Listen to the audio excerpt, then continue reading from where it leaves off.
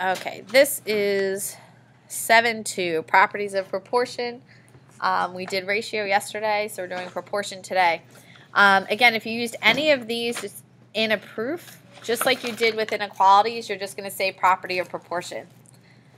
So we're basing everything off of this right here, A over B equals C over D. So that's going to be our original proportion. This first one here, you already know this one. This is saying that the cross products are equal, that you can multiply B times C, and that should equal A times D. So that's what that's saying. In the next one, okay, again, compare this to the original. And you can see what they did was they switched the B and the C. They switched the B and the C. So they're saying that's legal, which still makes sense because the cross products would still be equal. In the next one, okay, they flipped. They flipped the left side and the right side. So that's all they're saying is you can flip the left as long as you flip the right. Number 2, this one's going to come back later, this particular property of proportion. This one's going to come up, basically what it's saying, for example, if you have 1/2, oh, I like this purple pen, equals 2/4 equals 3/6, where we have all these fractions that are equal. What it's saying is you can take all the numerators and add them together. So 1 plus 2 plus 3, so that would be 6. And add all the denominators together, that would be 12. And that if you take the sum of all the numerators and all the denominators and reduce it, it will go back to kind of those original, the original ratio. This is going to seem kind of weird now. This is going to come up later as an important property of proportion. So use the proportion A over B equals 3 over 5 to complete each statement. So you're going to use the properties. So 5A means they multiplied the 5 in the A.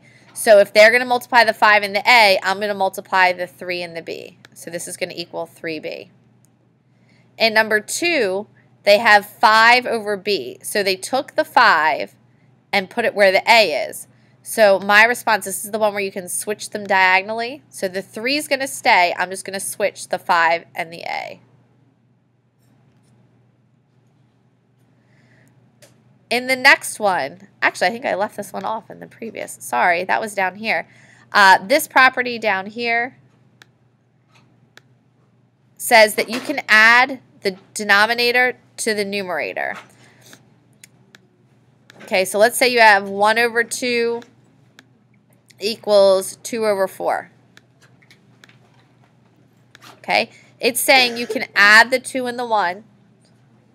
That would give you 3. Leave it over 2. And now you can add the numerator and denominator, 6. Leave it over 4. That those are still equal ratios. You can see there they are. So when I go to here, I'm going to use that property here. So I'm going to add the numerator and denominator. I'm going to leave that over the denominator. So my answer here would be 8 over 5. You should simplify it down. Make sure you understand that this is only an addition. It's not a subtraction. I bring that up for a reason. On number 4, they still have the 5 and the 3 on one side. They just flip them over. So my response is going to be to flip the other one. So this is going to equal B over A. And this was just using properties of proportion. And again, that'll be on the quiz. Over here, we're going to use the same idea. So if CE is 2, EB is 6, AD is 3, DB would be what? Okay, well, you can literally fill them into here. So AD is 3, DB I don't know,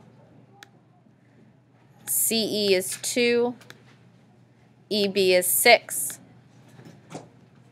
Some of you can logically figure this out as to, what would 3 over what would be the equivalent of 2 over 6. If you're not sure, you can always cross multiply. So 6 times 3 is 18. 2 times x is 2x. So dB would equal 9.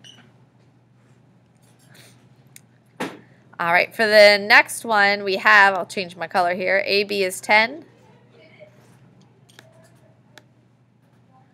Okay, DB is 8. CB, this whole thing, is 7.5. Then what is EB? So this is our x. I'm going to call this 7.5 minus x. That's the length of CE. It's the whole segment. Take away this part. Because the whole thing is 10, I know this is 8. I can say AD is 2. So 2 over 8,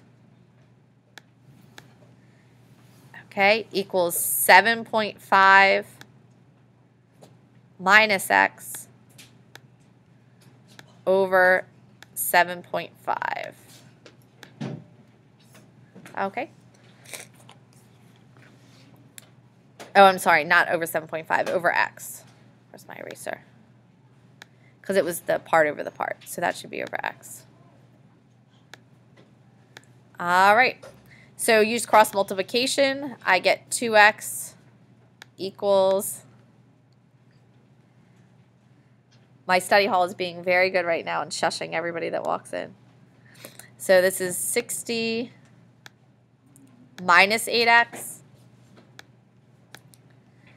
Okay, you get 10x equals 60. So my x is going to be 60. Or x is 6, I'm sorry.